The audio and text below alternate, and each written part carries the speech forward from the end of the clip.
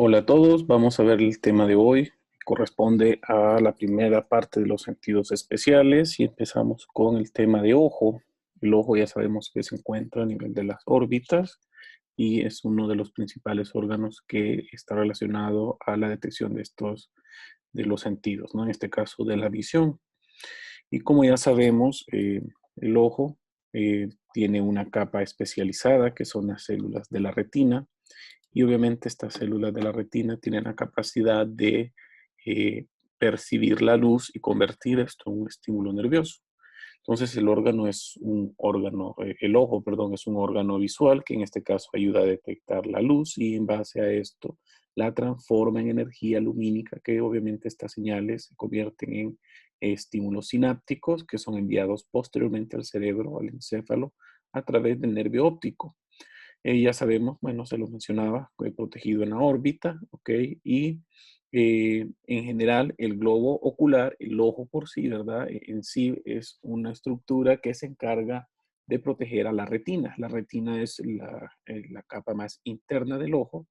Entonces, esta pues es donde se encuentran estas células sensitivas que tienen la capacidad obviamente de percibir la luz, ¿no? Entonces, desde el punto de vista estructural y para que nosotros entendamos mejor la estructura del ojo, vamos a dividirlo en tres capas. Una capa que es la más externa, que recibe el nombre de esclerótica o también ahí vamos a incluir la famosa córnea, ¿no? Que es el lente que nosotros tenemos hacia la región anterior del ojo. La segunda capa se llama capa intermedia o la conocemos también como la uvea, que tiene otros componentes que vamos a ver más adelante. Y luego tenemos una capa interna, que en este caso estamos hablando de la retina, ¿verdad? Que tiene estas células especializadas para detectar esta luz. Entonces, así lo vemos, ¿verdad? El ojo lo vemos adentro de este espacio que es la órbita, que vemos el nervio óptico, los músculos extraoculares, que se van a insertar obviamente en la túnica externa, que es la túnica fibrosa, que es la esclerótica, y vemos también que en esta órbita se relacionan otras estructuras, aparte del músculo y del nervio óptico, el tejido adiposo periocular, ¿verdad? Que es muy importante y que ayuda a mantener la estabilidad del ojo, así como conjunto a los músculos, ¿verdad? Para que este ojo pueda movilizarse en esta cámara, ¿no? En este espacio óseo. También tenemos otras estructuras anexas, como por ejemplo los párpados, así como el aparato lacrimal, la conjuntiva, ¿no? Que es muy importante porque nos ayuda a revestir prácticamente esta superficie. Cuando la conjuntiva está sobre el ojo, la vamos a llamar conjuntiva palpebral, y cuando se encuentra sobre la región interna del párpado, pues la vamos a llamar tarsal. El aparato lacrimal es muy importante porque se encarga de proteger, pero vamos a ver que también tiene otras funciones, como por ejemplo, ¿verdad? Generar algún tipo de dioptrías o para generar pues una visión eh, clara, ¿no? En este caso, ¿verdad? También protege y lubrica el ojo y vamos a ir viendo pues más detalladamente estas estructuras. El ojo en su parte interna está constituido por tres cámaras muy importantes. La más grande es la cámara vítrea. Esta contiene un líquido que se llama humor vítreo, que es un líquido más o menos gelatinoso, así lo vamos a ver. Incluso pues al abrir un ojo nosotros podemos tomarlo en nuestra mano y pues lo vemos, es un líquido completamente transparente. Es como que ustedes estén viendo un agua de roca gelatinizada, ¿no? Luego tenemos las dos cámaras anterior y posterior, que estas se encuentran separadas por el iris y se encuentran conectadas íntimamente a través de la pupila.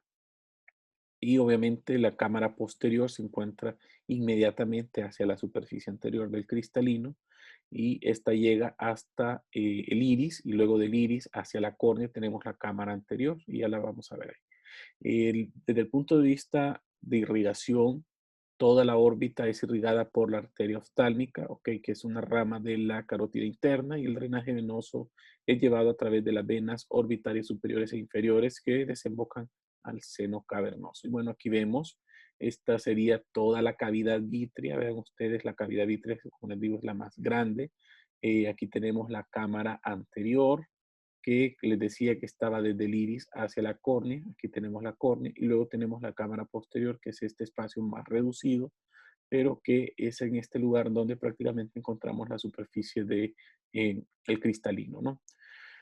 Y bueno, vamos a ver otras estructuras. Aquí logro adelantarles esta banda blanca delgada que se encuentra hacia la parte externa. Esta sería la esclerótica, ¿no?, que es la capa más externa. Luego tenemos la uvia, que en este caso la mayor parte de esta capa está constituida por el coroides, que es esta capa anaranjada, pero se continúa hacia la región anterior con el cuerpo ciliar y obviamente con el iris.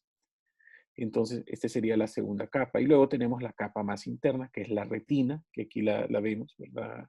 Representada por esta banda roja. Entonces, esta sería la superficie interna y pues con esto ya hemos ejemplificado cuáles son estas capas. Aquí lo vemos desde el punto de vista histológico. Este es un corte histológico sumamente perfecto. Podemos identificar incluso el contenido del humor vítreo, que se mira como esta solución, como este material eh, amorfo, que usualmente tiene esta tinción un poco eosinófila, así medio grumosa, clara, ¿verdad? Porque es un líquido rico en proteínas. Aquí tenemos la cámara posterior y aquí tenemos la cámara anterior, donde se ubican, obviamente, entre estas dos cámaras el iris, ¿verdad? Que recuerden que esto es algo circular, donde también podemos identificar estas esquinitas donde se une el iris con la córnea, formando un ángulo que se llama ángulo iridocorneal o limbo, ¿verdad? Entonces aquí vamos a ir viendo algunas características de estas estructuras, ¿no? Y el cristalino es una estructura sumamente interesante, constituida puramente por células, aunque las células de la región central o nuclear pues tienen tendencia a perder sus núcleos, pues no pierden su citoesqueleto y pues gracias a que tienen un citoesqueleto sumamente organizado, pues permiten que la luz la atraviese sin necesidad obviamente ¿cómo se llama? De alterar su consistencia, ¿ok? Ya más bien cuando se altera su consistencia, entonces ya la luz comienza a tener otros cambios refractivos, entonces obviamente ya no va a haber un paso claro, ¿no? Entonces, normalmente el cristalino tiene que ser transparente, la luz tiene que atravesarlo y pues también sirve como una especie de lente para generar dioptrías al momento de que podamos observar. Y desde ya vayan observando que aquí se mira muy bonita la retina. Hay áreas donde la retina se encuentra alterada, ¿verdad? La estructura de la retina, por ejemplo, aquí a este nivel en la fovea central y aquí también a nivel del disco óptico, ¿no? Empezamos a hablar de la túnica externa. Recuerden que está constituida por esta que es la esclerótica y esta que es la córnea. La esclerótica hacia la región posterior se continúa con la dura madre que abraza o lleva obviamente al nervio óptico, ¿no? Aquí vemos más o menos una ejemplificación de cómo esto ocurre. Más o menos mide entre 1 a 0,4 milímetros de grosor y está constituido básicamente por colágeno y por fibras elásticas que es sintetizado por fibroblastos. Realmente esta es una túnica un tanto hipocelular, pero pues contiene una gran cantidad de colágeno, ¿no? Y pues va a estar separada del coroides, que es la parte interna, este nivel, ¿verdad? No lo vemos en esta imagen, pero sí se va a separar a través de una banda de tejido conectivo laxo y fibroelástico que recibe el nombre de lámina supracoroidea, ¿ok? Otra característica de la túnica externa es que permite la inserción de los músculos, ¿verdad? A través de los tendones de los músculos extraoculares y de igual forma, como es una bolsa, por decirlo así, o es una cápsula fibrosa, también tiene la capacidad de soportar la presión intraocular inducida pues por el líquido, ya sea el cuerpo vítreo o el líquido del humor acuoso, ¿no? La córnea es este lente muy delgado, pues puede llegar a medir 0,4 micras aproximadamente, ¿verdad? 0,5 perdón, milímetros. Entonces, vean ustedes que es un lente completamente transparente. Desde ya les voy diciendo, es avascular y gracias a que es un lente avascular, pues permite trasplantarse sin generar ningún tipo de reacción inmunitaria. Sí sabemos que está constituido por varios tipos de epitelios y de tejidos conectivos, así como fibras nerviosas. Es un tejido sumamente inervado. Por ende, pues va a tener los componentes de estas fibras nerviosas, ¿no? La superficie anterior va a estar revestida no revestida, sino que va a estar cubierta por una capa lacrimal que es producida obviamente por las glándulas lacrimales. La forma, ustedes van viendo que es una forma curva, más o menos convexa, ¿verdad? Em, y pues tiene una superficie convexa, que es la que está orientada hacia la parte externa, y una superficie cóncava, que es la que está orientada hacia la cámara anterior. Bueno, pueden observar de que esta, bueno, aquí está más o menos, esta es una medida promedio, ¿verdad? Pues esto puede variar dependiendo las edades. Esta región de acá dijimos que era la región del limbo esclerocorneal, y pues desde el punto de vista histológico va a estar constituida por, su libro habla de 5 capas, aunque actualmente ya se conoce una sexta capa que vamos a ir mencionando. Pues la primera capa, la que está hacia la superficie más expuesta, hacia la parte externa, está constituida por un epitelio que se llama epitelio corneal, que sería la capa más externa y la primera capa que les voy a mencionar. Este es un epitelio húmedo, es decir, es un epitelio estratificado, plano, no queratinizado, que muestra unas células superficiales aplanadas que tienen una gran cantidad de microvellosidades, que son cortas y que son romas y que permiten detener la lágrima, ¿no? Si no existiesen estas microvellosidades en la superficie, entonces la lágrima se correría y pues esta superficie tendría tendencia a mantenerse seca. No es lo ideal. Bueno, luego tenemos, bueno, la membrana basal. Recuerden que como es un epitelio húmedo, va a estar conectado por hemidesmosomas a la segunda capa, que es la capa de Bowman.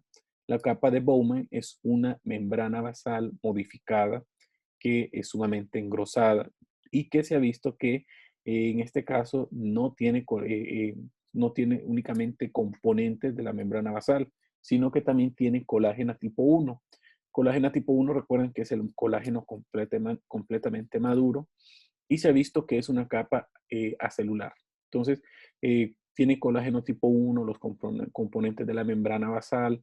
Entonces, pues aquí básicamente se ha visto, ¿verdad?, de que es una membrana modificada y pues claramente si es una zona acelular, pues no tiene la capacidad de regenerarse, ¿no? Entonces, una vez se ha lesionado la capa de Bowman, o lo que antes era conocida como membrana de Bowman, entonces esta le permite pues una lesión prolongada, eh, ¿verdad? Una lesión a nivel de esta capa, entonces no va a permitir la regeneración adecuada del epitelio, por lo tanto las úlceras a este nivel pues tienen tendencia a cronificar, ¿no? Entonces esto es muy importante que lo recuerden.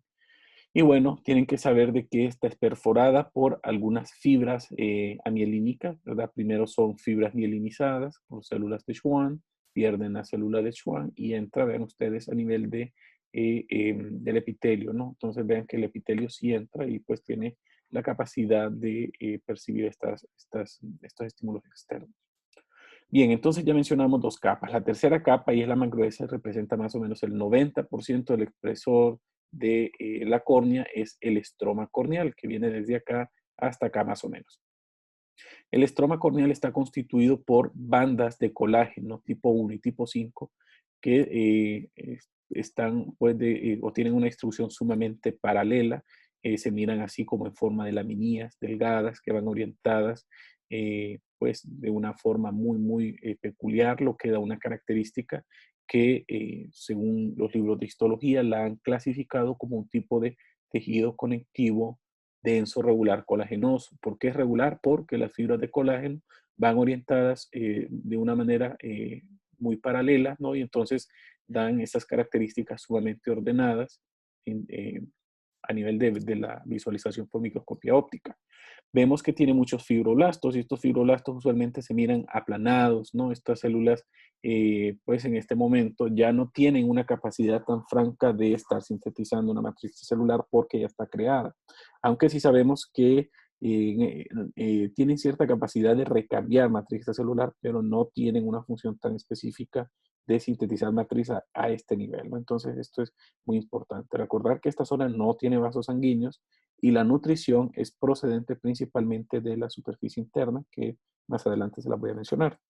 Luego se habla de una cuarta capa, que en este esquema es representada por esta línea que se llama membrana de Dugard, que es una membrana que se encuentra justo entre el estroma y otra membrana que se llama membrana de Descemer, que es otra membrana basal. Esta membrana de Dua, pues básicamente es una membrana que se acaba de describir, más o menos 2013 se describía el primer artículo científico en el cual dice más o menos que tiene un grosor de unas 15 micras. Eh, eh, eh, es una membrana que a pesar de ser muy delgada, pues le proporciona un sistema de impermeabilidad para el traspaso de líquido, principalmente del humor acuoso, porque si no existiese esta membrana, probablemente el líquido estuviese atravesando y estuviese trasudando a través de los epitelios, pero en este caso, aunque hay un epitelio grueso acá, pues podría haber trasudado de líquido, pero esta membrana de Dua tiene la capacidad de generar esta impermeabilidad, ¿verdad? Y no solo que genere impermeabilidad a los líquidos, sino que también impermeabilidad al aire. Entonces es una membrana que a pesar de ser muy delgada, es sumamente resistente. Bueno, luego tenemos la siguiente capa, que sería la capa número 5, que se llama membrana de Descemet. Recuerden que la membrana de Descemet es la membrana basal de la siguiente capa, que es esta que vemos acá, que se llama endotelio corneal, que es diferente a esta, ¿no? El endotelio corneal está constituido por un epitelio plano simple, ¿verdad? Recordar que es un tipo de endotelio y que está revestido por células aplanadas. En histología esto es lo que vemos. Aquí vemos el epitelio corneal, aquí vemos la capa de Bowman, o anteriormente conocida como membrana de Bowman. Luego vemos toda esta que es el estroma corneal. Luego aquí estaría la membrana de Dua. Luego tenemos la otra que es la membrana de Descemet. Y aquí vemos el epitelio o el epitelio endotelial o el eh, endotelio corneal, ¿no? Igual aquí vemos lo mismo, este es un corte de laboratorio. Vemos aquí no se ve tan clara la membrana de Bowman, ¿verdad? La capa de Bowman. Luego vemos el epitelio corneal. Vean las fibras de colágeno que a pesar de que hay artefactos por corte, ¿verdad? Y separación, las fibras se mantienen paralelas unas con otras. Y esto es característico del epitelio eh, colagenoso, ¿no? Del epitelio, perdón, del tejido conectivo eh, denso regular colagenoso. Y bueno, aquí se mira muy bonito el endotelio corneal. Bueno, la túnica media está constituida principalmente por la uvea, aunque sabemos que la uvea tiene tres componentes sumamente importantes. El más extenso y el que reviste prácticamente todo el ojo es este que ven acá y recibe el nombre de coroides. Luego tenemos todo esto de acá que recibe el nombre de cuerpo ciliar, en el cual encontramos el músculo ciliar y los procesos ciliares. Y el tercer componente es este de acá que se llama iris. Vamos a ir viendo cada uno de ellos. El coroides es, como les digo, es una membrana sumamente extensa y recubre prácticamente toda la cavidad eh, ocular, ¿no? Entonces llega más o menos eh, hasta donde llega la hora serrata y luego sufre unas especies de modificaciones para formar el cuerpo ciliar, ¿no? Entonces el coroides a su vez está constituido por tres membranas. Una se llama membrana de Bruce, la otra se llama estroma coroideo y la tercera se llama membrana o capa coriocapilar. Entonces, esta membrana de Bruce básicamente es la membrana basal del epitelio pigmentado que encontramos a nivel de la retina y lo vemos acá. El epitelio pigmentado de la retina, pues aquí pues, se mira deformado por la presencia de una drusa, que es un depósito amiloide, pero este puede ocurrir a nivel de la membrana de Bruce. Pero la membrana de Bruce básicamente es una lámina basal que se encuentra abajo de este epitelio pigmentado de la retina y que nos ayuda a separar, obviamente, coroides de la capa interna. Está constituida básicamente por fibras de colágeno, fibras elásticas, ¿ok? Y va a estar en relación o muy cerca a las células capilares, que obviamente las células endoteliales que encontramos en la capa coriocapilar. Entonces, siempre tienen que saber de que si hay células endoteliales, entonces hay láminas basales que están en proceso de formación, ¿no? Entonces, aquí muy cerca va a estar esta capa capilar y entonces pues va a haber una lámina basal muy bien formada a este nivel, ¿no? Entonces, eso es lo que corresponde a la membrana de Bruce. Luego tenemos un estroma coroideo, que básicamente es el estroma de toda esta zona o del coroides, que va a estar constituido básicamente por fibras de colágeno. Identificamos algunas células de músculo liso. Pueden haber algunas neuronas del sistema nervioso autónomo también, ¿verdad?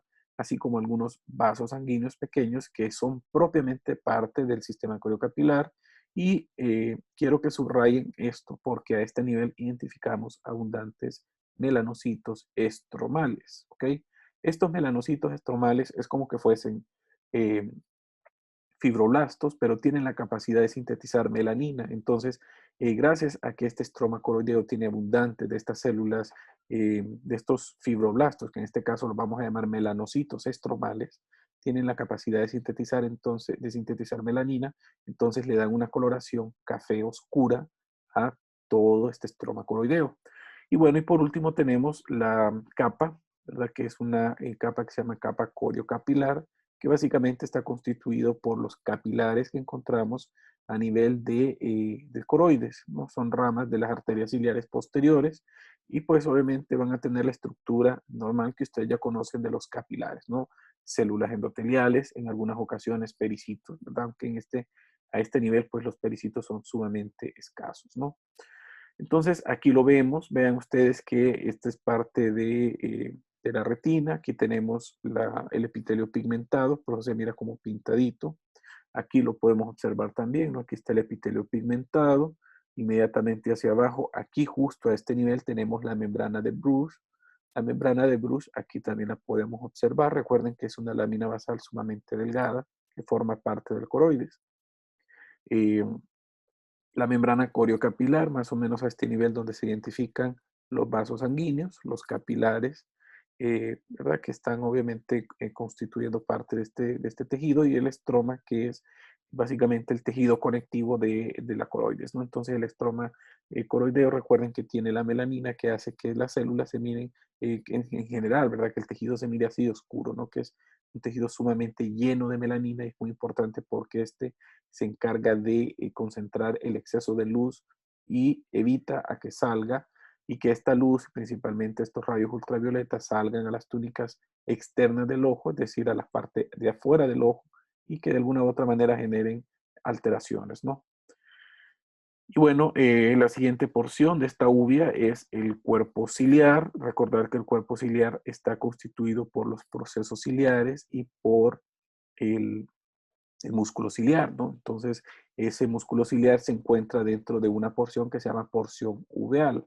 La porción uveal está constituida por una capa externa que se llama, una capa, ¿verdad? Que se llama capa supraciliar, que contiene el músculo ciliar, y que obviamente este músculo ciliar puede modificarse para a modificar la estructura del cristalino, dependiendo, ¿verdad?, de unas estructuras que se llaman perdón, que se llaman ligamentos suspensorios del cristalino. Entonces, cuando este músculo se contrae de alguna u otra manera, modifica el diámetro del cristalino, entonces esto conlleva a la modificación de la apertura del lente. Vamos a ver esto más adelante cuando entendamos mejor la función del cristalino.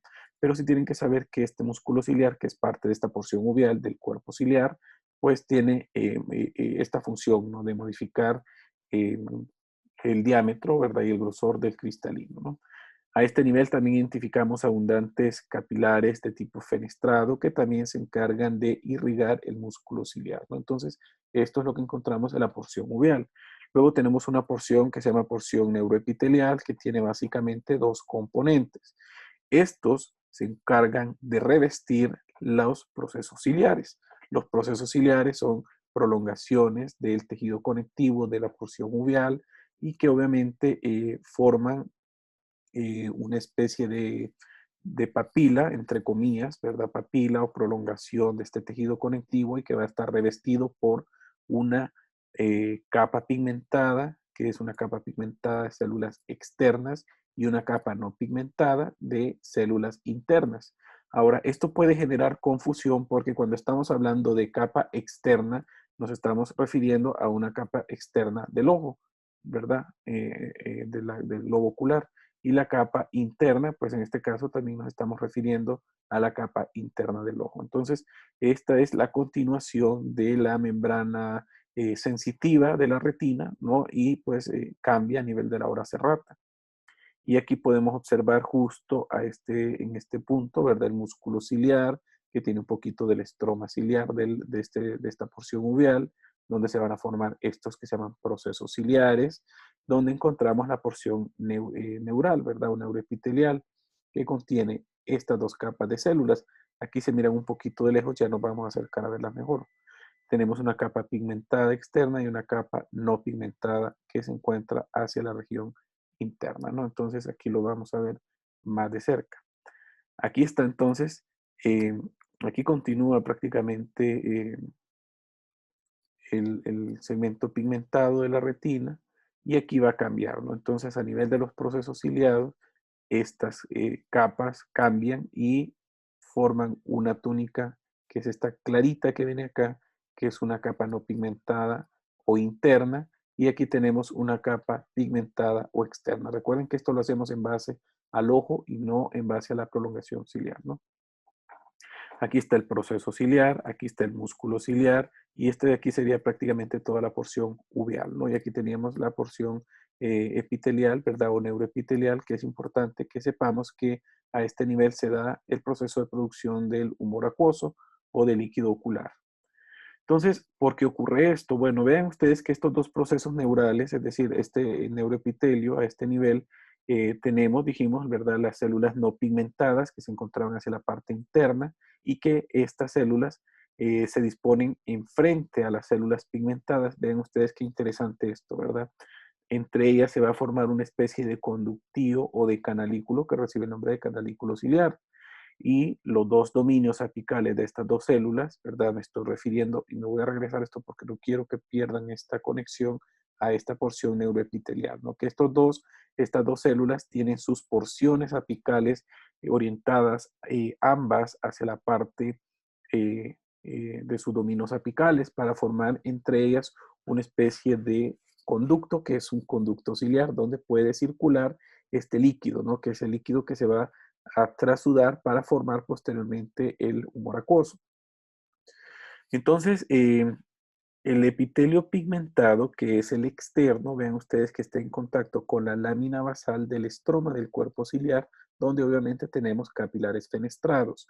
Estos capilares fenestrados permiten el flujo de líquido a través de estas células epiteliales ciliadas pigmentadas, ¿no? Entonces, eh, estas células se caracterizan porque ya dijimos que tienen mucha melanina, entre ellas están adheridas por unas adherentes y zónulas oclusivas, y la membrana basales tienen abundantes plegamientos y obviamente tienen transportes activos que permiten el flujo de sodio, cloruro y así obviamente el agua, que llega obviamente a los conductivos ciliares y que posteriormente estos pasan a través de la célula no pigmentada epitelial, ¿verdad? Para salir a través de su membrana basal, que en este caso la membrana basal va a estar localizada contrario a cómo se mira en el epitelio pigmentado, ¿no? Entonces la membrana basal va a estar hacia afuera y vean que de esta membrana basal, de estas células epiteliales ciliares no pigmentadas, se va a comenzar a sintetizar fibras de colágeno,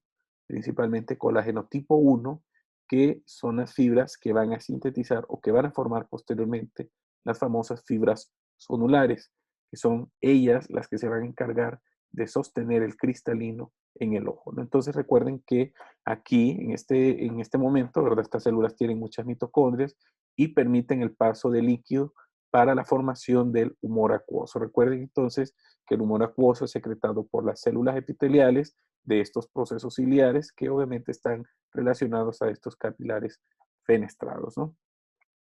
Esto no lo olviden, ¿verdad? Que las dos superficies apicales de estas dos células, ¿verdad? Se encuentran frente una a la otra para formar estos conductillos o estos canalículos ciliares entre ellos, obviamente, ¿no? Entonces, esto es lo que vemos. Aquí se miran los procesos ciliares. Recuerden que son prolongaciones. La capa interna se mira acá y si lo vemos más de cerca, aquí se miran las células internas, que serían el epitelio no pigmentado de los procesos ciliares. Y aquí vemos el epitelio pigmentado de estas porciones neuroepiteliales.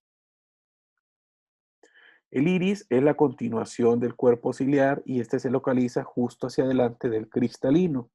En esta porción obviamente encontramos como una especie de puerta para que entre luz al cristalino y para que salga el humor acuoso hacia la cámara anterior desde la cámara posterior. Y pues gracias a que es una especie de puerta, regula la cantidad de luz que va a entrar al cristalino y pues esto dependiendo, obviamente, si tenemos una midriasis o ya sea una contracción de la pupila, ¿verdad? O una relajación, ¿no? Dependiendo. Entonces, bueno, el iris, desde el punto de vista estructural, va a tener dos componentes. Un componente que se llama componente uveal anterior, o también conocido como estromal. Este se caracteriza porque es una superficie no revestida por epitelio. Y quiero que esto lo subrayen porque es una de las excepciones, las cuales ustedes tienen que saber que es una superficie del cuerpo que no está revestida por un epitelio, ¿no? Entonces tenemos, y luego tenemos la siguiente porción, que es la porción posterior, que es una porción neuroepitelial y que es prácticamente continuación del epitelio de los procesos ciliares del que ya les mencioné.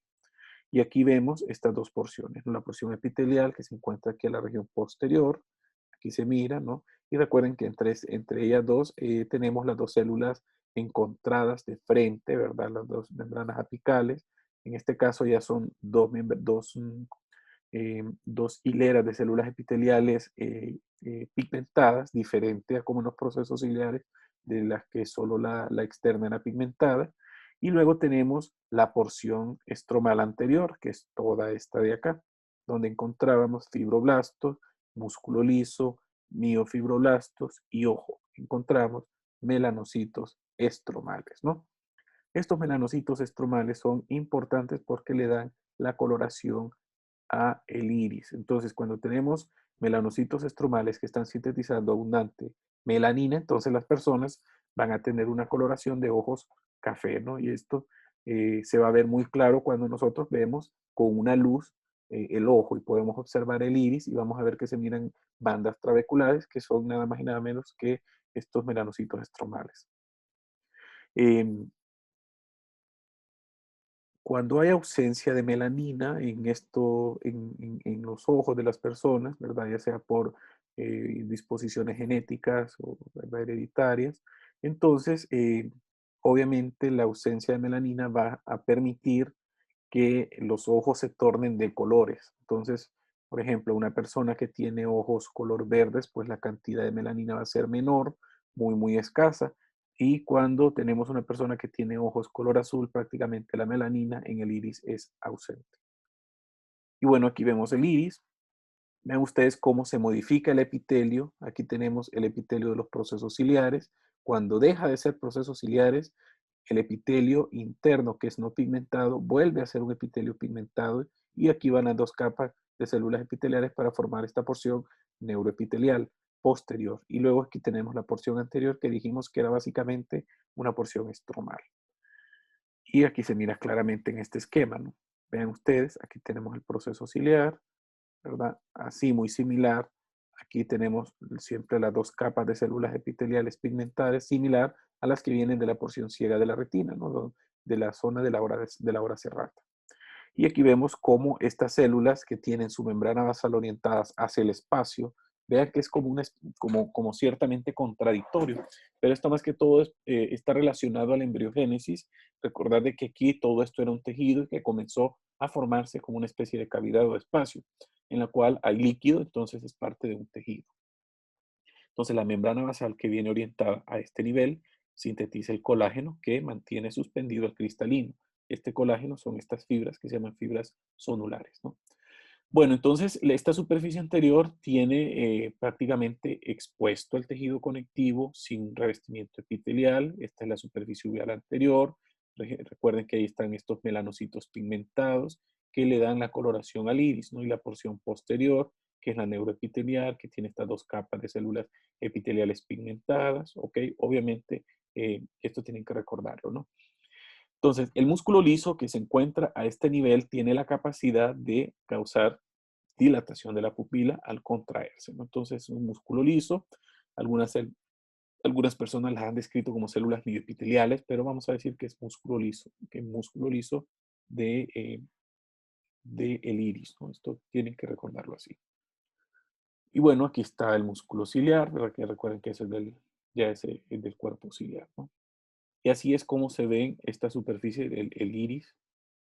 Así es como lo vemos. Vemos estas bandas de tejido conectivo que no tienen un revestimiento epitelial y que en este caso la coloración de melanina es poca, muy escasa, y que se entremezcla con el colágeno, ¿verdad? Que usualmente se mira blanquecino, y entonces la conjugación de la poca melanina y el colágeno que se ve gris, pues dan una coloración verdosa a los ojos, ¿no?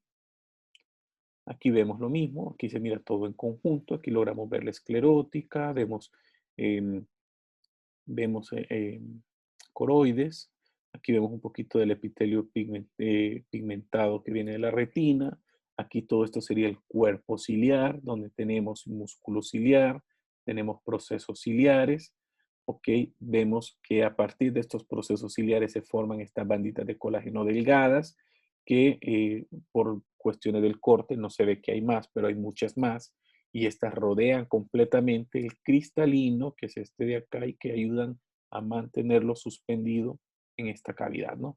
Y luego vean que del cuerpo ciliar continúa esta prolongación, que es el iris, donde tenemos la porción neuroepitelial posterior por las dos láminas de células epiteliales pigmentadas y la banda estromal anterior constituida principalmente por estos melanocitos pigmentados, ¿no?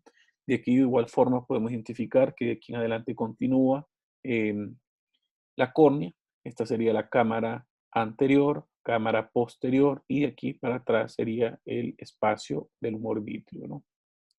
Igual acá, ¿no? Entonces vean ustedes de que si nosotros vemos el ojo de manera circunferencial, tridimensional, vean que a este nivel, justo en esquinita donde se une la córnea y donde se une el iris, se forma este ángulo que se llama ángulo irido corneal. Esta región está constituida por un tejido que es sumamente laxo, que incluso está revestido por células endoteliales que forman una especie de trama trabecular, donde se forman unas especies de canalículos que ayudan a drenar el exceso de líquido del humor acuoso. Posteriormente, después de pasar por esta trama trabecular, mucho de este líquido, de este humor acuoso, es absorbido hacia el conducto de drenaje de esta trama trabecular que recibe el nombre de conducto de Schlemm. El conducto de Schlemm drena aproximadamente el 80% del líquido del humor acuoso. El resto, el 20%, sale a través de esta trama trabecular, a través de todo el tejido conectivo de esta región, para obviamente venir a drenar a venas, principalmente las venas episclerales.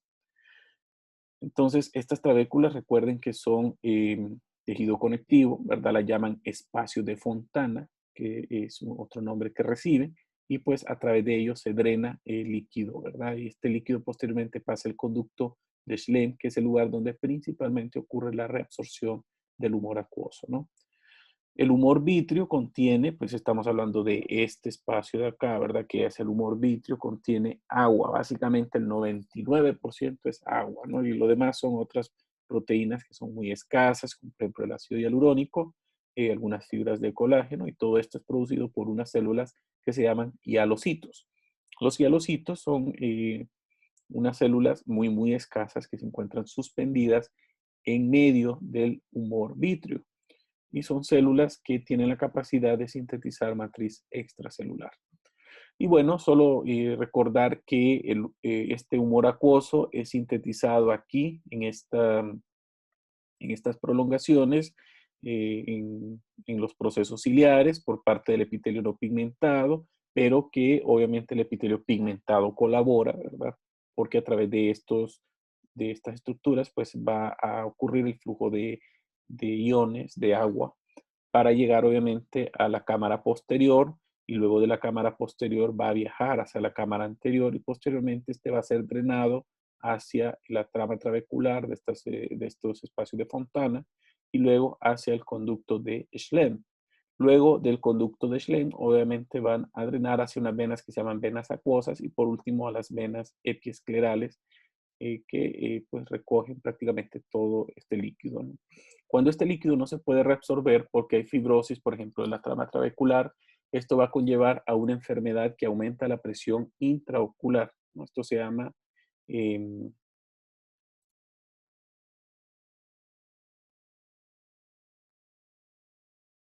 bueno, esto se llama glaucoma, es un tipo de enfermedad, pues tiene un componente hereditario. El glaucoma es una alteración de hipertensión intraocular Normalmente la presión dentro del ojo anda en 23 milímetros de mercurio, pero si aumenta esta presión intraocular, entonces conlleva al desarrollo de glaucoma. Aquí está en histología cómo se mira muy bien. Esto sería el iris, esta sería la córnea, entonces entre ellos dos se forma el ángulo irido-corneal, donde tenemos las tramas, esta trama de estos espacios de Fontana que drenan al conducto de Schlemm. Aquí está muy claro, el 80% llega al conducto de Schlemm, el resto es absorbido por este tejido conectivo y viaja a través de un flujo que se llama flujo uveoescleral, ¿verdad? Que esto posteriormente va a ser drenado a vasos más pequeños que conllevan siempre la circulación a la esclerótica, ¿no? El cristalino también es una estructura completamente avascular, tiene una forma que es biconvexa y también tiene la capacidad de elongarse dependiendo las contracciones del músculo ciliar, ¿no? Y cómo se pongan tensas o no las fibras sonulares que están pegaditas, dijimos, ¿verdad? A estos procesos ciliares, ¿no? Entonces, el cristalino, desde el punto de vista estructural, tiene tres componentes. Tiene una cápsula, que es una membrana basal sumamente gruesa y que obviamente es transparente. Tenemos un epitelio cúbico, ¿verdad?, que se encuentra en la superficie anterior y viaja en sentido posterior hasta la región ecuatorial. Y luego tenemos la sustancia, que es el contenido interno del cristalino, que básicamente son células que se organizan para formar fibras celulares corticales y fibras nucleares o fibras celulares nucleares, ¿no? Entonces, estas son dos diferentes, pero esto básicamente es una secuencia. Esta sustancia es sintetizada como una especie de secuencia a partir del epitelio cúbico y lo vamos a entender mejor con este esquema. Esta es la estructura de la mitad de un cristalino. Aquí solo estamos viendo parte del cristalino. Este sería el ecuador donde se insertan las fibras sonulares. Aquí tenemos esto gris que reviste todo el cristalino y que sería la membrana basal, que es la cápsula. Hacia la región anterior tenemos el epitelio. ¿Okay? Recuerden que este epitelio es un epitelio cúbico que se está dividiendo, está regenerando por mitosis a este nivel y a medida que se está regenerando va viajando y va viajando hacia la región ecuatorial. Cuando llega aquí al ecuador, vean ustedes cómo las células que son cúbicas comienzan a deformarse y a elongarse para posteriormente pasar a integrar parte de la sustancia del cristalino. Esta sustancia del cristalino, como les había mencionado, está formado por las fibras celulares corticales y las fibras celulares nucleares, que son las que se encuentran hacia la parte más interna. La diferencia entre estas dos fibras, entre las corticales y las nucleares, es que las corticales todavía tienen núcleos y aquí los podemos observar. Pero a medida se van profundizando para formar estas fibras nucleares, ¿verdad? Fibras celulares nucleares, pues van perdiendo los núcleos, pero el resto de la estructura celular se conserva. Y es muy importante que sepan que adentro de estas células, la organización de estas células permite que el citoesqueleto se organice de una manera sumamente importante. ¿Okay? El citoesqueleto va a estar constituido por una serie de proteínas que son constituidas como proteínas del citoesqueleto, principalmente unas que se llaman filencinas y las famosas cristalinas, que las catalogamos como cristalinas alfa, beta y gamma, ¿ok? Que se encuentran muy densamente organizadas en las células centrales y que permanecen, bueno, la organización de estas células permite que el cristalino obviamente sea transparente y que deje pasar la luz, ¿ok? Principalmente a la región central, ¿no? Entonces, esto es sumamente importante porque la alteración de estas cristalinas puede llevar a opacidad del cristalino, ¿no? Cuando tenemos mutación, cuando tenemos glucosilación de estas fibras de colágeno, perdón, de estas fibras proteicas de citoesqueleto, entonces obviamente estas fibras celulares, ¿verdad? Estas, ya sean las nucleares o las corticales, tienen tendencia a alterarse, entonces causan algo que se llama catarata, ¿no? Que es otro tipo de alteración a nivel de la transparencia del cristalino, ¿no? Y aquí está Esta es una estructura, una histología pues muy bonita. Vean ustedes, aquí se mira la cápsula, que ya dijimos que es una membrana basal. Aquí vemos la cápsula desde el punto de vista histológico.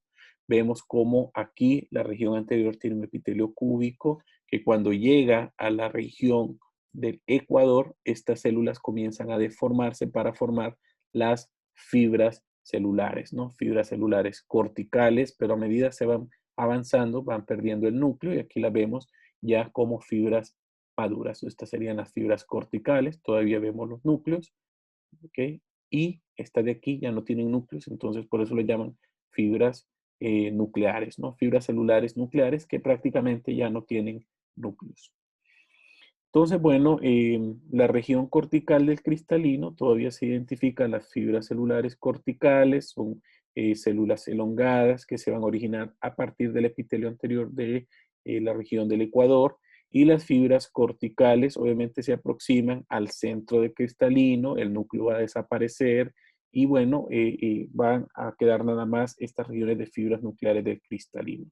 Recuerden estas proteínas, ¿verdad? Que son las proteínas del citoesqueleto que son sumamente importantes. Aquí vemos las fibras onulares, aquí vemos la región anterior, esta sería la región posterior, aquí el epitelio, vean ustedes cómo va avanzando, llegamos aquí cerca del ecuador para comenzar a formar esta de aquí, hasta aquí sería la región cortical y luego esta sería la región nuclear del cristalino.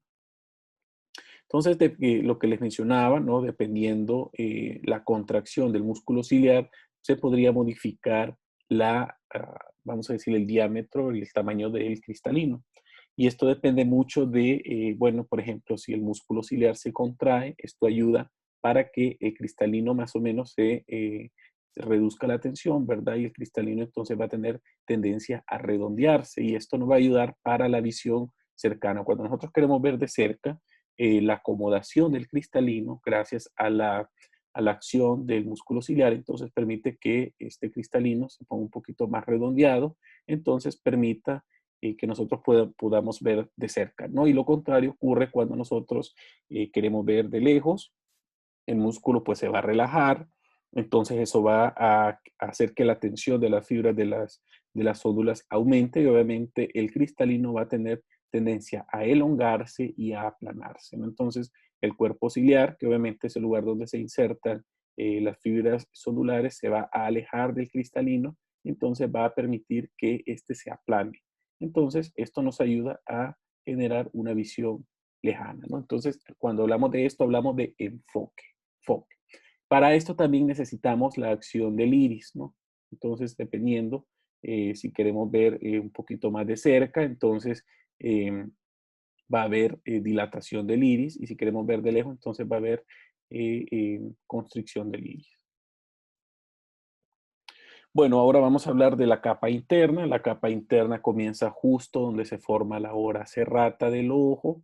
De aquí en adelante, vean ustedes que se forma la capa interna, que ya sabemos que está constituida por dos tipos de células. La primera se llaman células retinianas pigmentadas, ¿verdad? Que es la capa externa. Y luego tenemos la capa interna, que son las células retinianas sensitivas, ¿no? Que son propiamente la retina como nosotros la hemos conocido o la hemos estudiado.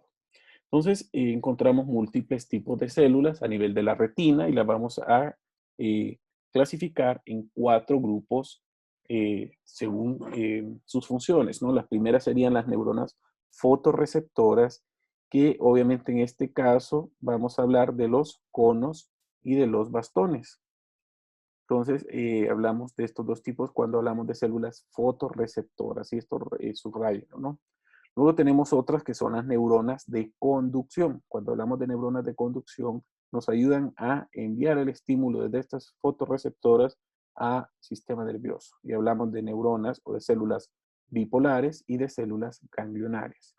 El tercer grupo de células son las células de asociación y en estas hablamos de las células horizontales y de las células amácrinas. Recuerden que las amácrinas, por ejemplo, no tienen neuronas y solamente tienen dendritas que nos ayudan a regular y a concentrar estos estímulos nerviosos, nos encargan como de supervisar. Y luego tenemos las células neurogliales, que son propiamente células de sostén, que entre estas tenemos a las famosas células de Müller. Las células de Müller son unas células que tienen componentes gliales, incluso tienen proteína glicofibrilar ácida en su citoplasma. Entonces, por eso se han catalogado como células gliales de sostén, ¿no? Típicas del sistema nervioso, ¿no? Desde el punto de vista estructural, estas células se organizan en varias capas y si las vemos, por ejemplo, desde la superficie externa hacia la superficie interna, vamos a ver que la retina tiene 10 capas, ¿no? El epitelio pigmentario es la primera, en la cual descansan la capa de conos y bastones, luego hay una membrana limitante externa, luego hay una capa nuclear externa, plexiforme externa, ahora vienen las capas internas, en las cuales está la nuclear interna, luego la plexiforme interna, luego de esta vienen las células ganglionares. Por último, se forma la capa de células del nervio, en este caso, perdón, la capa de fibras del nervio óptico, que son los axones de estas células ganglionares. Y por último, la membrana limitante interna, que esta está orientada hacia el humor vítreo, ¿no? A la cavidad vítrea. Entonces, este epitelio pigmentario, que es la parte, vamos a decir aquí, más externo, recuerden que está orientado o está cerca de donde está la membrana de Bruch de coroides, son células cúbicas, acilíndricas, que están unidas obviamente a esta membrana de Bruch, que dijimos que era su lámina basal, que era aquí donde descansaban. Casi siempre estas células tienen núcleos que tienen tendencia a localizarse hacia la región basal, tienen muchas mitocondrias, muchas microvellosidades, podemos identificar lisosomas, todo sistema endomembranal, y es sumamente importante porque interfieren en el metabolismo de estos fotorreceptores, ¿no? En su extremo apical contienen algo que se llaman cuerpos residuales, que estos los están fagocitando principalmente desde los bastones, ¿verdad? Para estar reciclando algunos pigmentos que vamos a mencionar más adelante, ¿no? Algunas moléculas relacionadas a la fotorrecepción, ¿no? Tiene muchos gránulos de melanina y eso le da, obviamente, el nombre, ¿verdad? El epitelio pigmentado de la retina. Y pues gracias a la melanina, ¿verdad? Se puede favorecer la concentración de la luz, ¿verdad? Para mejorar la agudeza visual. Bueno, sabemos que esterifica la vitamina A para también favorecer la agudeza visual. ¿Y dónde la encontramos? La encontramos a este nivel. Aquí tenemos coroides, aquí está la membrana de Bruch, y luego tenemos las células, estas células que tienen tendencia a verse cúbicas, a cilíndricas bajas, y están unidas entre ellas a través de uniones estrechas para formar la famosa barrera retiniana externa. Y aquí la vemos, ¿no? Entonces, estas células albergan las prolongaciones de los bastones y de los conos, ¿verdad? Estas porciones externas de estas células, y pues ayudan al metabolismo de estas estructuras. Ya vamos a entender mucho mejor esto. Y aquí lo vemos en histología, aquí tenemos el epitelio pigmentado y aquí tenemos la capa de los conos y bastones. Aquí lo vemos de igual forma, aquí está el epitelio pigmentado de la retina, luego tenemos aquí la capa de conos y de bastones. Aquí en teoría iría la membrana limitante externa, que con microscopía óptica y con tinción de rutina es muy difícil identificarla, pero pues con tinciones especiales podríamos observarla mejor, ¿no? Luego tenemos esta que es la capa de conos y bastones. La capa de conos y bastones está constituida básicamente por estas células, ¿no? Conos y bastones. Recuerden que son los fotorreceptores. Los bastones más o menos son entre unos 100 a 120 millones de células, ¿no? Eh, y pues estas células se encargan de recibir poca luz, ¿no? O sea, luz tenue, ¿verdad? Luz con pocos colores. Obviamente entre menor cantidad de luz hay menor diferenciación de colores. Luego tenemos los conos, que son menores, pero son más activos desde el punto de vista luminal. Entonces hablamos de que hay aproximadamente 6 millones de estas células, se concentran mayormente cerca de la fóvea central, de la mácula, y estos ayudan a percibir la luz plena. Por ejemplo, ustedes durante el día, mayor cantidad de luz hay, pues pueden identificar mucho mejor los colores, ¿verdad? Entonces, de esta manera nos ayudan a diferenciar mejor los colores, ¿no? Desde el punto de vista estructural, estas células tienen dos porciones, una porción basal, que es el área a la cual se encuentra la zona de la sinapsis, y la porción apical, que es la que está cerca del epitelio pigmentado de la retina, ¿no? Que es el que vimos anteriormente. Entonces estas células, si hablamos de los bastones principalmente, se encargan de la fotosensibilidad aguda, ¿no? Nos ayuda a determinar, por ejemplo, en la oscuridad, ciertos detalles, ¿no? Si ustedes tienen, por ejemplo, eh, no sé si ustedes han entrado, por ejemplo, a su casa cuando está completamente oscura y la parte de afuera de su casa está todo muy claro. Al inicio ustedes entran y no ven absolutamente nada, pero cuando ustedes ya están adentro y sus ojos se están adaptando a la poca cantidad de luz, se inactivan los conos y se activan los bastones.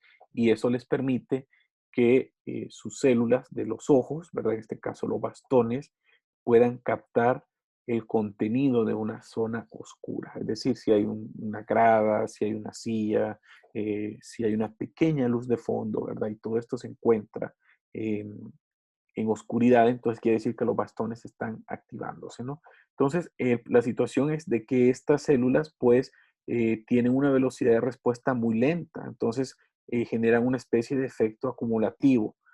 Por eso es que ustedes entran e inmediatamente se quedan en oscuras, porque todo está completamente oscuro, pero a medida se van inactivando los conos y se van activando los bastones, entonces estas células pues van a comenzar a acumular este efecto, ¿verdad? Esta recepción de esta poca luz o de esta muy, muy escasa luz, ¿verdad? Entonces, de esta manera, pues ayuda, ¿verdad?, a que este efecto se vaya acumulando y que nosotros vayamos percibiendo mejor eh, lo que estamos observando aún en oscuras. Y esto muchas veces, pues a mí me ha pasado que a veces estoy viendo el celular y tengo un ojo tapado con la almohada, por ejemplo, y solo estoy viendo con el otro ojo, y luego, después de un tiempo de estar viendo el celular, por ejemplo, em, cuando ya quiero ver con los dos ojos, con uno tengo activados los bastones y con otro tengo activados los conos, ¿no? Con el que estaba viendo el celular, que estoy viendo la luz de la pantalla, obviamente se están activados los conos, y el otro que no estaba viendo la pantalla y que de repente estaba en oscuras, entonces tiene activados los bastones, ¿verdad? Y esto, como les digo, depende mucho del estímulo luminal que estos estén recibiendo, ¿no? Estas células, como son sumamente sensibles, pueden incluso percibir un solo fotón, y este fotón, ¿verdad?, permite que se detecten estas cantidades muy pequeñas de luz, ¿ok? Entonces permite la detección de estas superficies aún en oscuras, ¿no? El pigmento que nos ayuda a traducir esta energía luminal en un estímulo nervioso se llama rodopsina, que se conoce también con el nombre de púrpura visual, ¿no? Entonces, la rodopsina es específica de los bastones y en el caso de los conos lo hace una molécula que se llama iodopsina. Bueno, estas células desde el punto de vista estructural tienen cuatro regiones y las vamos a estudiar un tanto detenidamente, principalmente los segmentos. Hay un segmento que se llama segmento externo, que es una forma cilíndrica, que es esta que vemos acá. El segmento externo es el que está en contacto directo con la célula epitelial pigmentada de la retina. Aquí vamos a identificar una gran cantidad de discos. Estos discos, imagínenselos ustedes que esto es un cilindro, ¿no? Y que acá hay una membrana celular y cada uno de estos discos está constituido por membranas celulares que se pliegan y están conectados a una membrana madre que están sintetizándose a partir de esta región de unión, que es como una especie de transición. Y posteriormente llegan aquí al área terminal donde estos discos se van a separar, se van a fragmentar y posteriormente van a ser fagocitados por la célula pigmentada de la retina. Y estos, obviamente, al fagocitarlo, los va a llevar a los lisosomas y posteriormente el contenido de esta molécula se puede enviar a los vasos sanguíneos para utilizarse en cualquier otra parte donde sea necesaria o simple y sencillamente reutilizarse por la célula. En el caso, por ejemplo, de la regeneración del fotopigmento, cuando lo hace a través de una proteína que se llama proteína intersticial ligadora de retinoides, ¿no? Que esta ayuda a regenerar este fotopigmento. Estamos hablando de la rodopsina. Bueno, tenemos esta zona que se llama pedículo de conexión que separa el segmento externo del segmento interno y a este nivel identificamos un cilio. que es un cilio modificado. Ok, este se encuentra acá, está adheriendo el segmento interno del segmento externo. El segmento, ¿verdad? O este pedículo de conexión tiene este cilio que es modificado porque no tiene microtúbulo central, aunque sabemos que tiene siempre sus 9 dupletes de microtúbulos concéntricos, ¿verdad? Pero los centrales no se encuentran a este nivel. En el segmento interno, pues es el lugar donde tenemos básicamente los organelos, ¿ok? Retículo endoplásmico rugoso, aparato de Golgi, hay muchas mitocondrias que son importantes para sintetizar adenosina trifosfato, que es necesaria para ensamblar básicamente el pigmento de rodopsina, ¿verdad? Este nivel es muy, muy importante.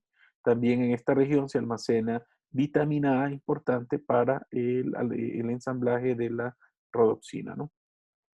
Y es así como lo vemos. Aquí tenemos el área de conexión donde está este cilio, ¿verdad? Que es un cilio que más o menos se introduce, aquí no está completo. Vemos algunas mitocondrias, ¿no?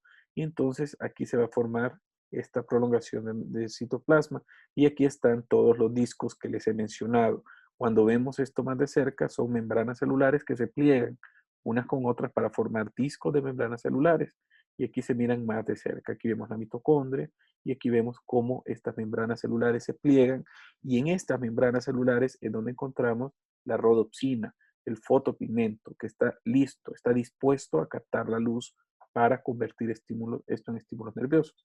Y es así como se miran las membranas celulares formando estos discos, ¿verdad? El segmento externo de este bastón.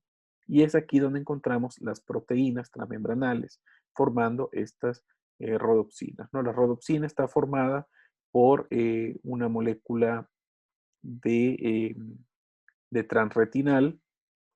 Primero se llama cisretinal, que es un 11 cisretinal, que está unido a una proteína que se llama opsina. ¿Okay? Eh, Esto entonces forma el complejo de rodopsina, ¿no? Cuando la luz llega, ya sea un solo fotón, hace que el complejo 11 cisretinal, que normalmente tiene una estructura plegada, ¿verdad? Una estructura molecular plegada, hace que la luz entonces cambie esta estructura molecular, ¿verdad? Y la convierta en una molécula que se llama 11 transretinal, que es esta que está acá. Entonces ya no está plegada ni circular, sino que se mira longitudinal. Entonces, este momento, ¿verdad? Es el momento importante en el cual este cambio molecular conlleva a alteraciones adentro de la célula, ¿ok? Y ya las vamos a explicar más adelante. Luego, entonces, de que haya ocurrido esta transformación del 11 transretinal, vean ustedes que posteriormente eh, la misma, esta 11 transretinal tiene que ser sometida a la unión del ATP y de una enzima, ¿verdad? Que esta enzima nos ayuda a que esta estructura vuelva a isomerizarse, es decir, que vuelva a ser el 11-cis-retinal para posteriormente volver a adherirse a la opsina para volver a formar la rodopsina. ¿Ok? Esto de manera general. Entonces, cuando la luz llega y genera entonces el cambio del 11-cis, ¿verdad? Entonces, la, la transformación del 11 transretinal entonces hace que se induzca a modificación de una proteína de tipo proteína G que se llama transducina, que conlleva a desdoblar AMP cíclico a 5-GMP, que esto entonces conlleva a disminución de concentraciones muy importantes de GMP cíclico, de guanosina monofosfato, que al final lo que conlleva, vean ustedes, es que haya ausencia de GMP cíclico en el caso de que exista luz. Entonces esto conlleva a que el canal de sodio esté cerrado. Entonces esto va a llevar a que haya una reducción de sodio dentro de las células, en este caso de los bastones, y determinen la hiperpolarización de la membrana de esta célula. Ojo, aquí estamos hiperpolarizando los bastones. No es como normalmente ocurre, por ejemplo, en las neuronas, que es lo contrario, ¿no? Que en las neuronas o en otros tipos de células, lo importante es la despolarización. Aquí no, aquí estamos hiperpolarizando a la célula para que esta célula no permita más entrada de sodio. Entonces, hace que pues baje aún más el potencial, ¿verdad?, de membrana, Entonces, esto va a conllevar a que haya una hiperpolarización. Y esta hiperpolarización es la que posteriormente va a desencadenar las respuestas a nivel de las fibras nerviosas, a nivel de la sinapsis, ¿no?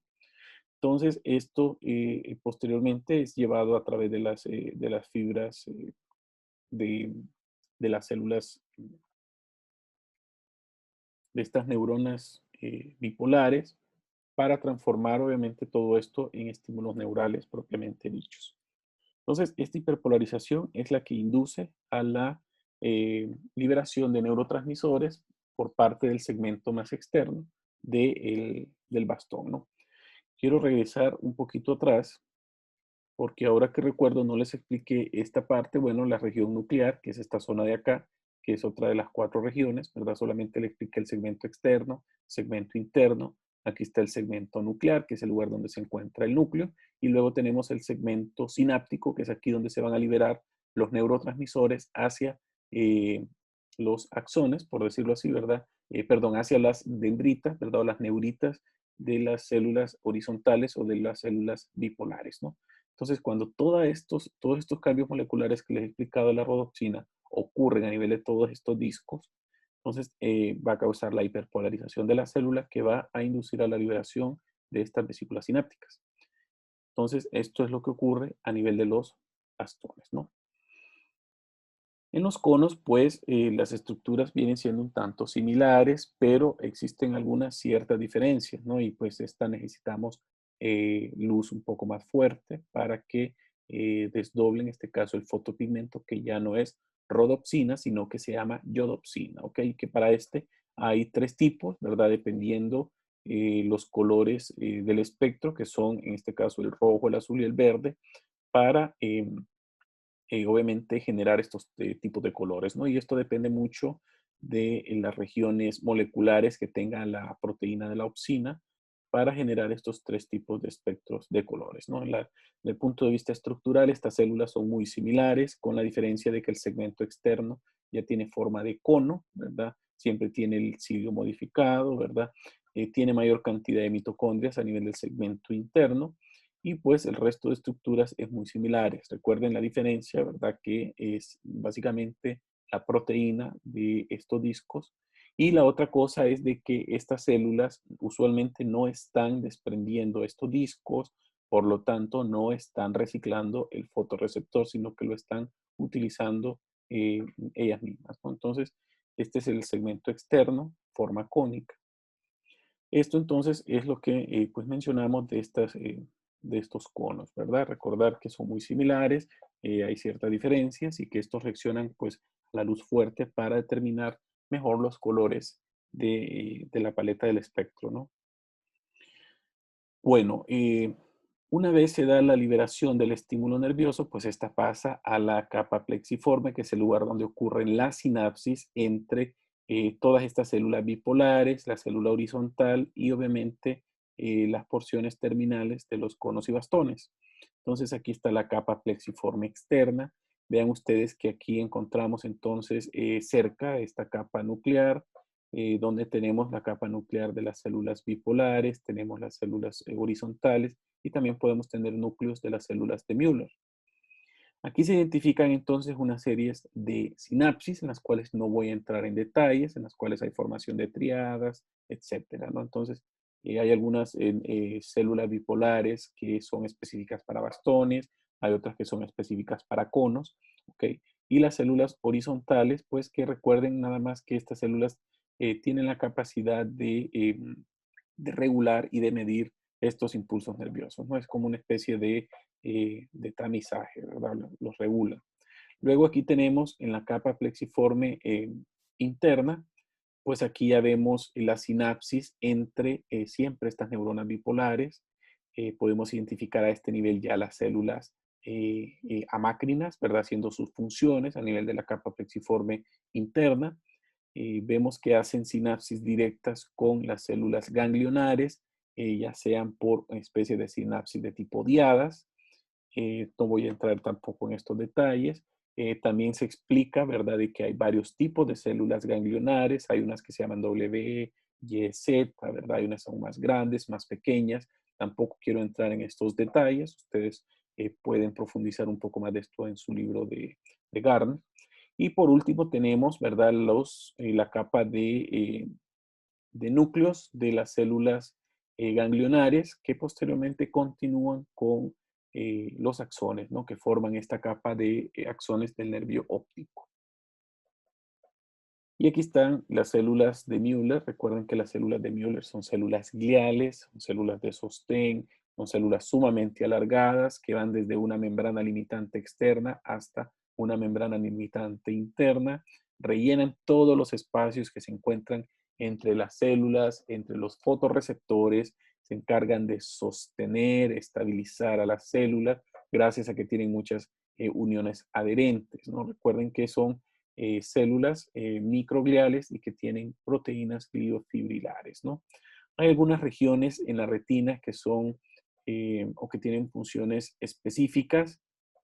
Por ejemplo, aquí el disco óptico, recuerden que es el lugar donde se reúnen prácticamente todas las fibras que vienen de esta capa del nervio óptico, que es la capa de la capa subinterna más profunda, ¿verdad? Es decir, más hacia la parte interna. Aquí se van a reunir, por tanto, esta zona no tiene fotorreceptores y entonces se conoce que es una zona completamente ciega, ¿no? Aquí entran y salen también vasos sanguíneos, entra la arteria retiniana, sale la vena retiniana, ¿ok? Y por aquí salen entonces estas fibras nerviosas de estas células ganglionares a través del nervio óptico. También vean que existe otra zona muy importante que es conocida con el nombre de mácula lútea. Aquí en la mácula pues van a predominar los conos, ¿verdad? Hay muy pocos bastones. La mácula es sumamente importante porque esta es la zona donde se encuentra la fobia central. Obviamente que estas zonas pues tienen la capacidad de reconocer con mayor agudeza, ¿verdad? La visión del enfoque, ¿no? Entonces, nosotros estamos viendo algo puntual, quiere decir que la fobia central está dirigida hacia ese punto, ¿no? Ya vamos a ver las características histológicas para ese eje visual. Bueno, la hora serrata, recuerden que es la transición entre el epitelio sensitivo por un epitelio pigmentado, ¿verdad? Aquí en este punto, recuerden que si estamos hablando de la retina propiamente dicha, aquí pues la hora serrata representa el lugar donde ya no existe epitelio sensitivo de la retina y este epitelio va a ser reemplazado por un epitelio pigmentado, más el epitelio pigmentado que ya existía. Entonces de aquí en adelante va a salir una capa pigmentada doble de células cúbicas, que posteriormente se va a continuar con eh, la de los procesos ciliares, ¿verdad? Que eso ya lo recuerdan ustedes. Entonces aquí está justo el lugar donde entra el trayecto de la luz en la fobia central, donde prácticamente hay únicamente la capa plexiforme externa. Vemos la capa de los núcleos, la capa nuclear externa, que sería la capa de los núcleos de los conos y bastones. Y en este caso, que solamente van a ser conos. Recuerden que esta es una zona donde los conos pues son más abundantes, ¿no? Y pues los bastones prácticamente escasos, así como los vasos sanguíneos que prácticamente también son escasos.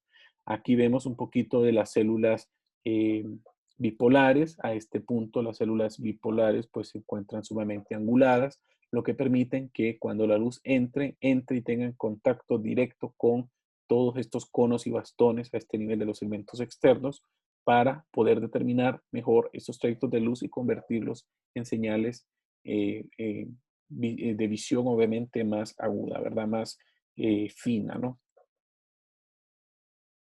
Y bueno, aquí está el disco óptico. Vean ustedes que aquí la retina se descontinúa, únicamente existe la entrada de los axones, ¿verdad? Amielínicos en este momento, obviamente para posteriormente formar el nervio óptico, ¿no? Entonces, esto es típico del disco óptico. Recuerden que aquí están los vasos sanguíneos, que pueden ser arterias o venas de la retina, y pues aquí nosotros lo vamos a ver así, ¿verdad? Cuando hacemos eh, un fondo de ojo para ver la retina desde el punto de vista clínico. Y aquí está la fobia central, donde también la continuación de la retina es alterada. Vemos que las células ganglionares, ¿verdad? Las células bipolares tienen orientaciones un tanto más oblicuas, ¿verdad? Y aquí tenemos prácticamente una capa de conos, ¿verdad? Casi exclusivamente de conos. Bueno, aquí tenemos la salida del nervio óptico, ¿verdad? Aquí se mira muy bien, aquí forman como una especie de lámina cribosa. La esclerótica se perfora, donde este colágeno de la esclerótica forma una especie de agujerito donde salen obviamente todas estas fibras nerviosas del nervio óptico. Aquí se mira muy claro cómo van saliendo las fibras del nervio óptico. Y aquí entonces tenemos el disco óptico y aquí tendríamos entonces la fovea, ¿no? Donde tenemos la mácula, ¿verdad? Que es el lugar donde tenemos la fovea central, que es ahí donde están prácticamente esas zonas llenas de conos casi exclusivamente, ¿no? Vean cómo a partir de este disco óptico salen las arterias, ¿no? Y también llegan las venas. Bueno, vamos a hablar ahora de algunos anexos oculares y esto es un poco corto, realmente esto lo vamos a ver un poco más rápido. Sí tenemos que entender que los anexos oculares son los párpados, la conjuntiva y el aparato lagrimal. Empezamos por los párpados. Los párpados tienen dos porciones, una porción externa, que es la que está orientada hacia adelante, ¿verdad? Que es la porción cutánea, prácticamente lo que aquí es piel, ¿no? Entonces, si hablamos de piel, hablamos de epidermis, de un tejido conectivo laxo areolar de la lámina de las papilas dérmicas o de la dermis papilar, y realmente el tejido conectivo denso aquí es muy escaso, prácticamente ausente. Entonces, por eso es que los párpados son sumamente blanditos. Si nosotros tocamos un párpado, pues es sumamente laxo y si lo comparamos con el resto de la piel del cuerpo, pues es diferente, ¿no? Entonces, por eso cuando tenemos pacientes que retienen líquidos, principalmente esos pacientes que tienen problemas renales, líquido muchas veces se va a los tejidos laxos, como por ejemplo a los párpados, ¿no? Esos párpados que muchas veces se ponen hinchaditos, ¿verdad? Eso se llama edema palpebral. Esto es común encontrarlo en pacientes con trastornos renales, ¿no? Entonces, también tenemos el músculo esquelético del músculo orbicular de los ojos y también identificamos múltiples apéndices cutáneos, ¿no? Aquí los apéndices cutáneos de los párpados tienen una serie de modificaciones y vamos a identificar que siempre hay glándulas sudoríparas y sebáceas, ¿no? Las pestañas tienen una asociación por grupos de glándulas, ¿ok? Que son específicas de las pestañas, ¿no? Algunas de estas glándulas se llaman glándulas de Moll y otras se llaman glándulas de Sayce, ¿no? Las glándulas de Moll y las glándulas de Sayce. Tienen que saber que las glándulas de Sayce son una especie de glándulas sebáceas muy, muy pequeñas, ¿no? Y que en este caso, las glándulas de Moll son una especie de glándulas sudoríparas apocrinas modificadas que también están relacionadas a las pestañas, ¿no? También existe una lámina que se llama lámina tarsal, que es un tejido conectivo fibroelástico, es un poquito más denso y este le ayuda a darle rigidez al párpado junto al músculo esquelético del orbicular de los ojos. Y este tiene una serie o una banda de glándulas que se llaman glándulas tarsales, que son glándulas sebáceas, que son conocidas también con el nombre de glándulas de meibomio. Muchas veces estos conductos de estas glándulas se ocluyen y hacen que estas glándulas tarsales se inflamen, causando una enfermedad que se llama meibomitis, ¿verdad? Se ponen como unas pelotitas en los párpados, ¿no? Estas van a desembocar directamente al párpado, ¿no? Justo en un surco que se llama surco o línea gris, que se encuentra cerca de los conductos de las glándulas de meibomio y los párpados, ¿no? Luego tenemos una porción interna. La porción interna básicamente es una mucosa y la vamos a conocer como porción interna conjuntival. Y está revestida por una conjuntiva que más adelante vamos a especificar con más detalle. Entonces, así es como la vemos. Esta sería el aspecto macroscópico del párpado. Esta sería la parte externa. De aquí para atrás sería la parte interna donde encontrábamos la conjuntiva, ¿no? Esta sería la banda tarsal o el disco o plato tarsal, donde tenemos un conducto central que va a drenar hacia la línea gris, donde tenemos todas estas glándulas tarsales, que son las glándulas de meibomio. Luego tenemos acá los folículos pilosos, que recuerden que son pestañas normales, ¿verdad? Folículos pilosos normales, donde tenemos las glándulas de Seyss y las glándulas de Moll, ¿verdad? Las glándulas de Moll, recuerden que son estas glándulas apocrinas y las glándulas de Seyss son glándulas sebáceas, pero de menor tamaño. Podrían haber glándulas lacrimales accesorias a este nivel, ¿verdad? A nivel de del disco tarsal, y a estas se conocen con el nombre de glándulas de Wolfram, ¿no? Que son glándulas lacrimales accesorias que tienen la capacidad de secretar líquido seromucoso, ¿verdad? Y pueden liberarlo también hacia el conducto de la línea gris, ¿no? Que así como lo vemos acá. Aquí vemos el eje central, que básicamente está constituido por el músculo, y el resto son estructuras de la piel como ya las hemos conocido, ¿no? Aquí está la histología, aquí sería la superficie anterior, el párpado, aquí está el músculo, aquí tenemos todas estas glándulas y folículos pilosos, aquí tenemos el disco o placa tarsal, obviamente no se mira clara la, la línea Z, ¿verdad? Donde, o la línea gris donde viene a drenar toda esta placa de glándulas tarsales, ¿no? Que estas, si son glándulas sebáceas, un poquito más grandes. Y bueno, vean la mucosa a este nivel se pone un poquito más engrosada y pues tiene una serie de características. Incluso tiene mayor cantidad de tejido linfoide asociado a las mucosas, ¿no? Aquí vemos cómo drenan estas glándulas tarsales, las glándulas de meibomio. Vemos aquí el conducto de algunas glándulas sebáceas, que serían las glándulas de Moll. Y pues aquí tendríamos ya cerca folículos pilosos para las glándulas de Seyss. Bueno, la conjuntiva sabemos que es la continuación del revestimiento de la piel y se encuentra justo en la superficie interna de estos párpados.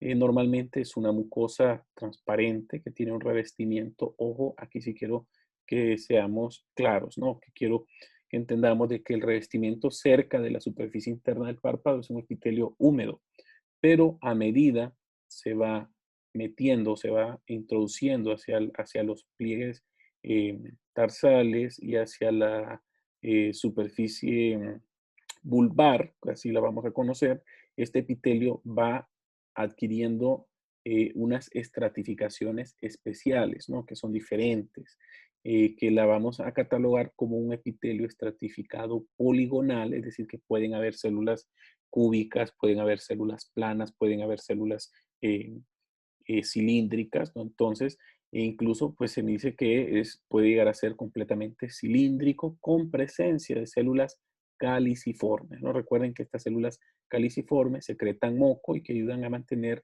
estas superficies lubricadas, ¿no? Recuerden que esto es sumamente importante, el revestimiento a nivel de la conjuntiva, ¿no? Recuerden que es epitelio estratificado poligonal, que puede tener células cilíndricas, entremezcladas células caliciformes, ¿no? En el margen corneal, el epitelio conjuntival se vuelve escamoso estratificado, ¿ok? Recuerden que este epitelio escamoso estratificado se va a continuar posteriormente con el epitelio corneal, que este ya lo mencionamos. La conjuntiva tiene dos porciones, la conjuntiva que se llama conjuntiva tarsal y la conjuntiva vulvar. ¿Cuál es la diferencia entre ellas? La tarsal es la que está atrás del párpado, en la superficie interna del párpado, es decir, en esta zona de acá. Todo esto sería la conjuntiva tarsal y la conjuntiva vulvar sería la que tenemos a este nivel, ¿no?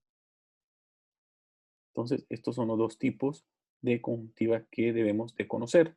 Y luego hablamos del aparato lagrimal. El aparato lagrimal está constituido por glándulas y por conductos, ¿ok? Las principales glándulas se encuentran a este nivel, en la región supero, superoexterna, ¿verdad? Del globo ocular, y usualmente esta es una glándula que tiene una serie de conductillos secretores que drenan en la porción superior externa del ojo y que este libera un líquido que es un líquido básicamente ceroso, ¿verdad? Que se entremezcla con el líquido mucoso, principalmente la secreción de las células caliciformes, para formar la película lagrimal, que es la lágrima que reviste prácticamente toda la conjuntiva y la córnea del ojo.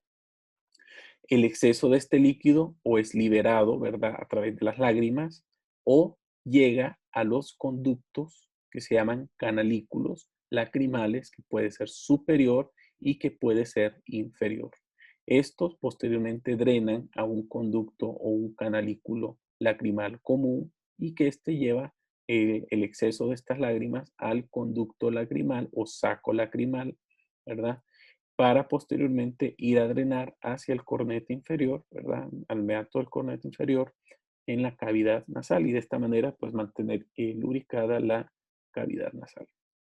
Entonces, estos son los componentes, ya lo hemos mencionado, el saco lagrimal o el conducto nasolacrimal y por último, ¿verdad? Drenar hacia la porción más baja, ¿no? La glándula lacrimal es una glándula serosa, túbulo alveolar que tiene células mioepiteliales. Recuerden que la célula mioepitelial al contraerse, pues va a liberar este producto de secreción, ¿no? Usualmente se organiza más o menos en lóbulos que están separados con unos 12 a 15 conductivos secretores que son independientes y que drenan hacia la superficie del ojo, ¿no?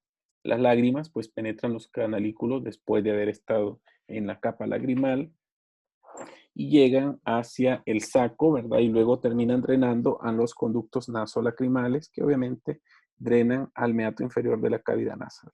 Las lágrimas están constituidas básicamente por agua y recuerden que también puede tener lisozima como agente bactericida, ¿no? Esto es el contenido de las lágrimas, es agua, ¿verdad? Puede haber mucina, lípidos, la lisozima, lactoferrina, lipocalina, la critina, etcétera, ¿verdad? Hay inmunoglobulinas secretoras. Recuerden que esta es una inmunoglobulina A, dimérica, glucosa, etcétera, otras moléculas, ¿no? Las funciones son básicamente metabólicas, lleva oxígeno a la córnea, ayuda a nutrir la córnea. También es un lente, vean que tiene una función óptica que forma un lente de más o menos 48 dioptrias. Tiene una función bacteriostática y lubricante, ¿verdad? Bacteriostática porque tiene moléculas bactericidas y lubricante básicamente por la presencia de mucina, ¿no? Hay otras funciones que son secundarias, se ha visto que es fotoabsorbente porque también tiene la capacidad de fotoabsorber estos rayos ultravioleta y bueno, humecta y protege la cavidad nasal, ¿no? Y bueno, con esto terminamos el tema de ojo. Espero les haya gustado la clase y si tienen dudas y comentarios siempre me los hacen saber, ¿verdad? Y espero que pues que entiendan muy bien este tema. Es un tema muy bonito y pues muy funcional, principalmente si quieren ser oftalmólogos, ¿no? Hasta aquí nos vemos y estamos pendientes de la última clase. Hasta luego.